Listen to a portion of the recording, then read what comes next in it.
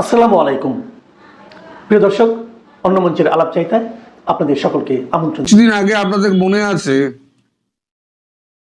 এই জান্তা সরকারের মায়ানমারের জান্তা সরকারের প্রেসিডেন্ট তিনি ভারতবর্ষে এসেছিলেন সফরে এবং মোদির সঙ্গে এবং আমাদের উচ্চপদস্থ যে সমস্ত মন্ত্রী এবং আমলা রয়েছে তাদের সঙ্গে কথাবার্তা বলেছেন, মিটিং করেছেন, তারপর দেশে ফিরে গেছেন। তারপর আজকে খবর পাওয়া গেল আজকে দুপুর 2:30 নাগাদ আপনাদের আরাকান আর্মি জান্তা সরকার আরাকান আর্মির ওপরে এয়ার স্ট্রাইক করেছে। এয়ার স্ট্রাইকটা হয়েছে রাখাইনের মুথিডং এবং মংডুতে। এই মুথিডং এবং মংডু এই দুটো অঞ্চলে আরাকান আর্মির ওপরে ব্যাপক এয়ার স্ট্রাইক হয়েছে, প্রচুর হতাহত হয়েছে এবং শোনা যাচ্ছে আনকনফার্ম সোর্স যে আরাকান আর্মির যিনি চিফ আছেন, মানে লোকাল চিফ, তিনি এখন চট্টগ্রামের একটি হাসপাতালে ভর্তি আছেন। এছাড়া এটা হয়েছে 2:50 আর 3:50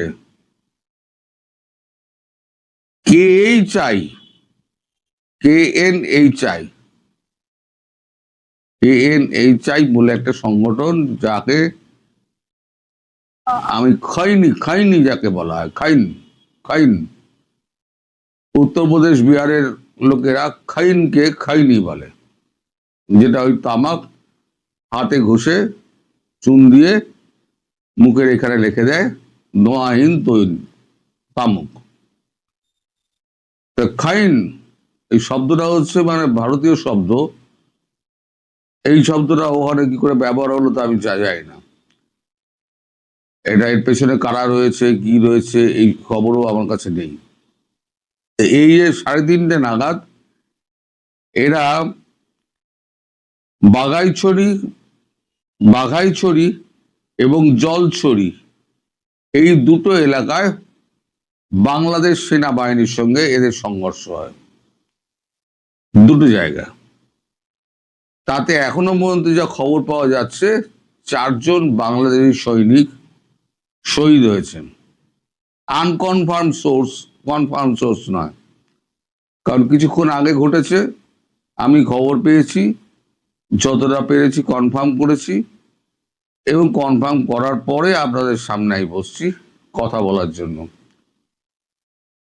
তো এই যে ঘটনাগুলো হঠাৎ ঘটছে, এক তো রাখাইনের ওপরে আরাকান আর্মির ওপরে হামলা টামলা হলো, তারপর আবার ওই খাইন এটা গুগল আমায় দেখাচ্ছে যে এটার নাম হচ্ছে খাইন অর্থাৎ খৈনি। আমি নিজেও জানতাম না, আমি গুগল সার্চ করলাম, গুগল সার্চ করতে গুগল আমাকে এই অ্যান্সার দিল, যেটা আপনারা এখন স্ক্রিনে দেখতে পাচ্ছেন। তো এখন এই এরা কোত্থেকে উৎপত্তি হলো, কে এদের অস্ত্র দিল, কারা এর পেছনে মদতদাতা রয়েছে, এসব কিছুই জানা যায়নি। আর আরাকান আর্মি মানে ওপরে একটা বড় ধরনের স্ট্রাইক আরো পরিকল্পনা হচ্ছে বলে জান্তা সরকার প্রেস রিলিজ দিয়েছে, যে আরো বড় ধরনের এয়ার স্ট্রাইক করা হবে, মানে আরাকান অঞ্চলটাতে যত রয়েছে সেই অঞ্চলটাতে। এবং বাংলাদেশ সীমানার মধ্যে যেখানে যেখানে আরাকান আর্মি রয়েছে, ধরুন বাংলাদেশের মধ্যে যদি আপনার ওই বান্দারবন এলাকা ফেলাকায় যদি আরাকান আর্মি থাকে, তাহলে বান্দারবন এলাকা টেলাকাও কিন্তু আপনাদের নিরাপদ থাকবে না। অর্থাৎ মায়ানমার বকলমে বলতে গেলে বাংলাদেশের ওপর চড়াও হতে যাচ্ছে, যদি না বাংলাদেশ আর্মি এদেরকে হটাতে পারে। এখন কি হয়েছে সত্যি মিথ্যে তাও জানি না। এই যে 4 জন শহীদ হওয়ার কথা বলা হচ্ছে, যুদ্ধে যারা মারা যান তাদেরকে আমরা শহীদ বলি, কারণ তারা দেশের জন্য প্রাণ দিয়েছে, তাদের প্রতি শ্রদ্ধা জ্ঞাপন করা উচিত আমাদের। সে যে দেশেরই হোক, তিনি দেশের জন্য প্রাণ দিয়েছেন, তাই তার প্রতি সশ্রদ্ধভাবে আমাদের কথা বলা উচিত। তো এই আরাকান আর্মি এখন কিন্তু আপনাদের জন্য বিপজ্জনক হয়ে উঠেছে, কারণ যেখানে যেখানে আরাকান আর্মি রয়েছে সেখানে সেখানে জান্তা সরকার কিন্তু এয়ার স্ট্রাইক করবে। আমি জানি না আরাকান মানে বাংলাদেশের ভূগোল আমার জানা নেই, চট্টগ্রামের কোন কোন অঞ্চলে ওই খাগড়াছড়ি, নাইখাংছড়ি, এই সমস্ত জায়গাগুলো যেগুলোর নাম শুনি, সে সমস্ত অঞ্চলে যদি ছড়িয়ে ছিটিয়ে এই সমস্ত জলকেলি ফলকেলি করে বেড়ায় না বাংলাদেশের ভেতরে ঢুকে, বাংলাদেশের ভেতরে যদি ঢুকে থাকে তাহলে বাংলাদেশের কাছে কিন্তু একটা বড় বিপদ সংকেত।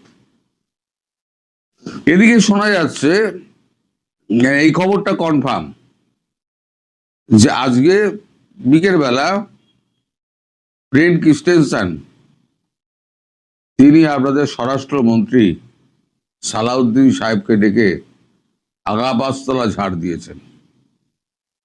কি প্রসঙ্গে ঝাড় দিয়েছেন, কেন ঝাড় দিয়েছেন সে আমি বলতে পারবো না, তবে তিনি বেরোবার সময় বেশ গম্ভীর ছিলেন। মানে সালাউদ্দিন সাহেব কারোর সঙ্গে কোনো কথা বলেননি, তিনি চুপচাপ বেরিয়ে গেছেন।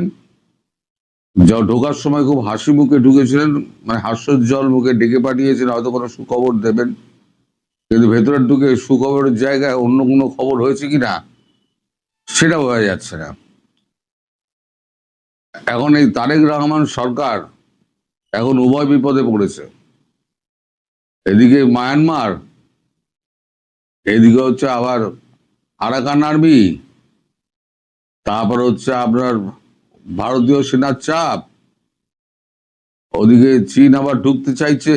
এখন চীন মদত দিচ্ছে না ভারত মদত দিচ্ছে, এখন কে দিচ্ছে, কে পেছনে আছে না সামনে আছে, কেউ কিচ্ছু বলা যাচ্ছে না। তবে অবস্থা যে ক্রমশ ঘোরালো হবে, এবং আপনারা যদি আরাকান আর্মি আপনাদের যে বংশে ঢুকেছে সেই সমস্ত অঞ্চল যদি আপনারা আরাকান আর্মি থেকে আর্মিকে বিতরণ না করতে পারেন তাহলে কিন্তু আপনাদের কপালে দুঃখ আছে। মানে এটা আমি বলতে চাইছি, আরাকান আর্মি কিন্তু আপনাদের সর্বনাশ ডেকে আনছে। আপনারা আরাকান করিডোর দিতে চাইছিলেন না আমেরিকার কথায়, আমেরিকার কথায় যদি পৃথিবী চলতো না তাহলে পৃথিবী ধ্বংস হয়ে যেত। সুতরাং বাস্তবে আপনারা নেমে আসুন, আর ওই আমেরিকার দেওয়া পথে, দেখানো পথে আপনারা চলাটা বন্ধ করুন, না হলে পরে আপনাদের ভবিষ্যতে অনেক কষ্ট রয়েছে। আজকে 4 জন শহীদ হয়েছেন, কালকে 40 হবে, তারপর 4000 হবে, এইভাবে বাড়তে থাকবে। সেটা যাতে না হয়, বাংলাদেশের বুকে যাতে শোকের ছায়া না নেমে আসে, তার জন্য আমার এটা আগাম সংকেত দোয়া রইল আপনাদের, আপনারা এটা ভেবেচিন্তে একটু দেখবেন। এই মুহূর্তে আপনাদের সামনে কথা বলতে চাই, তারেক রহমানের হাত দিয়ে গোলাম আজম পুত্র হলেন লেফটেন্যান্ট জেনারেল। এরপর কি বাংলাদেশের এই মুহূর্তে সামরিক অঙ্গনে সবচাইতে বড় এবং চাঞ্চল্যকর খবর কোনটি তা কি আপনারা জানেন? হ্যাঁ, আপনারা এরই মধ্যে জেনে গেছেন যে অবসরপ্রাপ্ত 150 জন সামরিক কর্মকর্তাকে ভূতাপেক্ষ পদোন্নতি দেওয়া হয়েছে। বিগত আওয়ামী লীগ সরকারের আমলে চাকরিচ্যুত, বরখাস্ত এবং বাধ্যতামূলক অবসরে পাঠানো সামরিক কর্মকর্তাদের ভাগ্য এক ঝটকায় বদলে গেছে। মোহাম্মদ ইউনূসের অন্তর্বর্তীকালীন সরকারের বিশেষ সুপারিশে তারেক রহমানের প্রশাসন সশস্ত্র বাহিনীর 150 জন কর্মকর্তাকে দিয়েছেন রেট্রোস্পেকটিভ প্রমোশন বা ভূতাপেক্ষ পদোন্নতি। আর এই পদোন্নতির সবচেয়ে বড় চমক কোথায় জানেন? এই তালিকায় রয়েছেন জামাতে ইসলামের প্রয়াত আমির গোলাম আজমের পুত্র আব্দুল্লাহ আমান আজমি, যিনি একসময় ব্রিগেডিয়ার জেনারেল হিসেবে বাধ্যতামূলক অবসরে গিয়েছিলেন। তাকে এক লাফে দেওয়া হয়েছে লেফটেন্যান্ট জেনারেল পদে ভূতাপেক্ষ পদোন্নতি। শুধু পদোন্নতি নয়, কোটি কোটি টাকার বকেয়া আর্থিক সুবিধাও পাবেন এই কর্মকর্তারা। দর্শক, প্রথমে আমাদের একটু বোঝা দরকার যে এই রেট্রোস্পেকটিভ প্রমোশন বা ভূতাপেক্ষ পদোন্নতি বিষয়টি আসলে কি। সহজ ভাষায়, অতীতে কোনো কর্মকর্তাকে যদি অন্যায়ভাবে বা রাজনৈতিক কারণে পদোন্নতি থেকে বঞ্চিত বা চাকরিচ্যুত করা হয়, তবে তাকে পেছনের কোনো একটি নির্দিষ্ট তারিখ থেকে পদোন্নতি দিয়ে তার চাকরি জীবন সংশোধন করা হয়। তারেক রহমানের প্রশাসনের এই নতুন বিজ্ঞপ্তিতে সেনাবাহিনী, নৌবাহিনী এবং বিমান বাহিনীর অবসরপ্রাপ্ত, অপসারণ, অব্যাহতি এবং বরখাস্ত হওয়া মোট 150 জন কর্মকর্তাকে এই বিশেষ সুবিধা দেওয়া হয়েছে। এর ফলে তারা শুধু পদের সম্মানই ফিরে পাচ্ছেন না, বরং ওই পুরনো সময় থেকে শুরু করে আজ পর্যন্ত সমস্ত বকেয়া বেতন ভাতা এবং বিধি অনুযায়ী সমস্ত আর্থিক সুবিধাদিও বুঝে পাবেন। তবে চমক এখানেই শেষ নয়। চলতি বছরের 5 ফেব্রুয়ারি প্রতিরক্ষা মন্ত্রকের জারি করা আরো একটি বিজ্ঞপ্তির দিকে যদি আমরা তাকাই, তবে দেখব যে সেখানেও পূর্ববর্তী আওয়ামী লীগ সরকারের আমলের সশস্ত্র বাহিনী থেকে বরখাস্ত, চাকরিচ্যুত, বাধ্যতামূলক অবসর, অকালীন অবসর ও স্বেচ্ছা অবসরে যাওয়া আরো 141 জন কর্মকর্তাকে একইভাবে ভূতাপেক্ষ পদোন্নতি দিয়েছিল অন্তর্বর্তী সরকার। অর্থাৎ সব মিলিয়ে এক বিশাল সংখ্যক সামরিক কর্মকর্তা পুরো ক্যারিয়ারের খোল নলচে বদলে ফেলা হয়েছে, প্রায় 300। তারেক রহমান দিলেন 150 জন, ইউনূস 141 জনকে দিয়েছেন, অর্থাৎ 291 জনকে ভূতাপেক্ষ পদোন্নতি দেওয়া হলো। একটি জিনিস লক্ষণীয়, ইউনূসের 141 জনের মধ্যে কিন্তু গোলাম আজম পুত্র আব্দুল্লাহ আমান আজমি নেই। তারেক রহমানের 150-এ আছেন এবং সেটি নাকি ইউনূসই সুপারিশ করে গিয়েছিলেন। এই 150 জন কর্মকর্তার মধ্যে সবচেয়ে আলোচিত নামটি হলো ব্রিগেডিয়ার জেনারেল আব্দুল্লাহ আমান আজমি। তার এই পদোন্নতি নিয়ে অনেকের মনেই নানা প্রশ্ন উকি দিচ্ছে। লেফটেন্যান্ট জেনারেল পদে তো পদোন্নতি দেওয়া হলো, এরপর কি? এরপরে কি সেনা প্রধান? চলুন একটু ইতিহাসের পাতা উল্টে নেওয়া যাক। আব্দুল্লাহ আমান আজমি কিভাবে, কোন প্রেক্ষাপটে তিনি চাকরি পেয়েছিলেন সেনাবাহিনীতে। তার বাবার বাংলাদেশের নাগরিকত্বও ছিল না, তিনি পাকিস্তানি পাসপোর্টে বাংলাদেশে এসেছিলেন। তার পুত্র আব্দুল্লাহ আমান আজমি কিভাবে বাংলাদেশ সেনাবাহিনীতে জিয়াউর রহমানের আমলে চাকরি পেলেন এবং জিয়াউর রহমানেরই পুত্র তারেক রহমান আজকে তাকে পদোন্নতি দিলেন। আমরা একটু ইতিহাস থেকে ঘুরে আসি। আপনারা হয়তো জানেন যে 1973 সালের 18 এপ্রিল বাংলাদেশ সরকার জামায়াত নেতা গোলাম আজম সহ 42 জনের নাগরিকত্ব বাতিল করেছিল। কেন করেছিল আপনারা সেটিও নিশ্চয়ই জানেন। 1971 সালে আমাদের মহান মুক্তিযুদ্ধে বিতর্কিত ভূমিকা পালন করবার কারণে এবং পাকিস্তানের পক্ষে ভূমিকা পালন করবার কারণেই 42 জন নাগরিকের নাগরিকত্ব বাতিল করা হয়েছিল। পরবর্তীতে গোলাম আজম পাকিস্তানি পাসপোর্টে বাংলাদেশে আসেন, কিন্তু আইনি ও সাংবিধানিক দৃষ্টিকোণ থেকে বাবার নাগরিকত্ব বাতিলের বিষয়টি সন্তানদের উপর সরাসরি বর্তায়নি। আব্দুল্লাহিল আমান আজমি 1958 সালে তৎকালীন পূর্ব পাকিস্তানে বর্তমান স্বাধীন বাংলাদেশে জন্মগ্রহণ করেন। তিনি জন্মসূত্রে বাংলাদেশের স্থায়ী বাসিন্দা ও একজন বৈধ নাগরিক ছিলেন। ফলশ্রুতিতে 1979 সালে তিনি যখন বাংলাদেশ মিলিটারি একাডেমিতে যোগ দেন, তখন আইনিভাবে তার বাংলাদেশের নাগরিকত্ব বা সেনাবাহিনীতে আবেদনের ক্ষেত্রে কোনো প্রকার আইনি নিষেধাজ্ঞা ছিল না। এটি সত্য যে আমান আজমি কোনো ব্যাকডোর দিয়ে সেনাবাহিনীতে আসেননি, অবৈধভাবে নিয়োগ পাননি। সেনাবাহিনীর সার্কুলার হয়েছে, তিনি আবেদন করেছেন, যথাযথ পরীক্ষা দিয়েছেন, দিয়ে সেনাবাহিনীতে প্রবেশ করেছেন। কিন্তু এখানে কথা আছে, মানলাম যে সম্পূর্ণ নিজস্ব যোগ্যতায় আমান আজমি সেনাবাহিনীতে যোগদান করেছিলেন। তিনি ঢাকার ঐতিহ্যবাহী নটরডেম কলেজ থেকে উচ্চ মাধ্যমিক সম্পন্ন করার পর 1979 সালে তিনি 5ম বিএমএ দীর্ঘমেয়াদী কোর্সে যোগদান করেন। সামরিক প্রশিক্ষণে তিনি অত্যন্ত কৃতিত্বের পরিচয় দেন। ক্যাডেট হিসেবে তার পারফরমেন্স ছিল চোখ ধাঁধানো। যার প্রমাণ হিসেবে তিনি লাভ করেন বাংলাদেশ মিলিটারি একাডেমির সর্বোচ্চ সম্মান সোর্ড অফ অনার। 1981 সালের ডিসেম্বরে তিনি ইস্ট বেঙ্গল রেজিমেন্টে সেকেন্ড লেফটেন্যান্ট হিসেবে কমিশন পান। জিয়াউর রহমানের আমলে বিএমএ তে যোগদান করলেন, মিলিটারি একাডেমিতে ট্রেনিং এ চাকরি পরীক্ষা বা যা যা ফর্মালিটিস মেনটেন করে তিনি ট্রেনিং এ যোগদান করলেন। জিয়াউর রহমানের মৃত্যুর পর 1981 সালে এরশাদ আমলে তিনি কমিশন লাভ করেন। এখন অনেকের মনে প্রশ্ন যে গোলাম আজমের পুত্র কিভাবে জিয়াউর রহমানের আমলে সেনাবাহিনীতে যোগ দিলেন।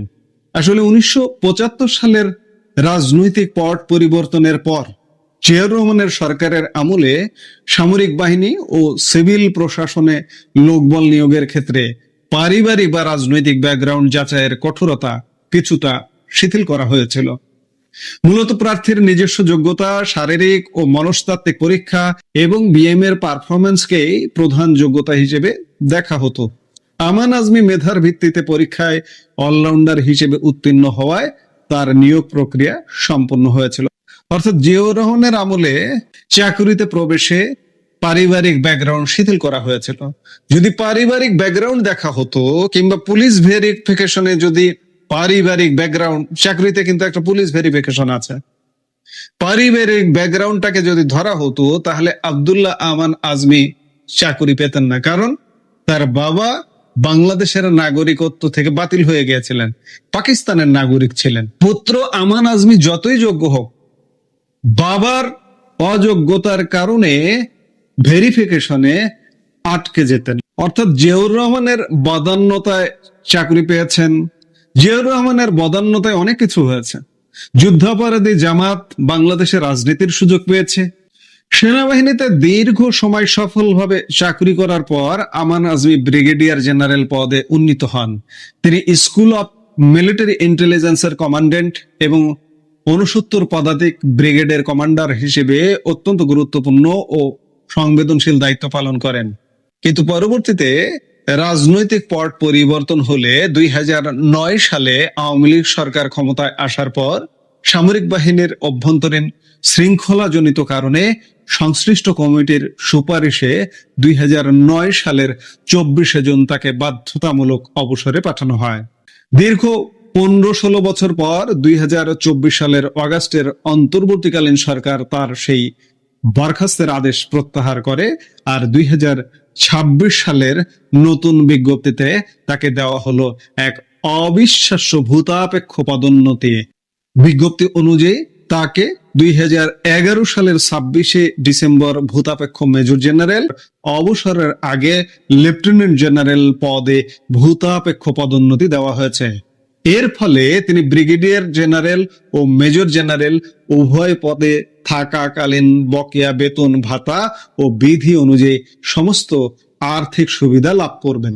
দর্শক, অন্তর্বর্তী সরকারের সুপারিশে তারেক প্রশাসনের এই পদক্ষেপকে একদিকে যেমন সামরিক বাহিনীর বঞ্চিতদের ন্যায় বিচার হিসেবে দেখছে একটি শ্রেণী, ঠিক অন্যদিকে তা রাজনৈতিক মহলে এক নতুন সমীকরণ ও আলোচনার জন্ম দিয়েছে। এই বিশাল পরিবর্তন বাংলাদেশের সামরিক ও রাজনৈতিক ভবিষ্যৎকে কোন দিকে নিয়ে যায় সেটাই এখন দেখার বিষয়। আমরা প্রশ্ন করেছি বা আমরা হেডলাইনে লিখেছি যে তারেক রহমানের হাত দিয়ে ব্রিগেডিয়ার জেনারেল আব্দুল্লাহ আমান আজমি হলেন লেফটেন্যান্ট জেনারেল গোলাম আজম পুত্র এবং জিয়াউর রহমানের আমলে চাকরি পেয়েছিলেন। বাবা জিয়াউর রহমানের আমলে চাকরি পেলেন, তারেক রহমান পুত্রের আমলে লেফটেন্যান্ট জেনারেল হলেন গোলাম আজম পুত্র আব্দুল্লাহ আমান আজমি।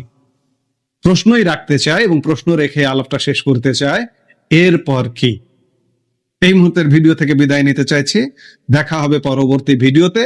সে পর্যন্ত ভালো থাকুন,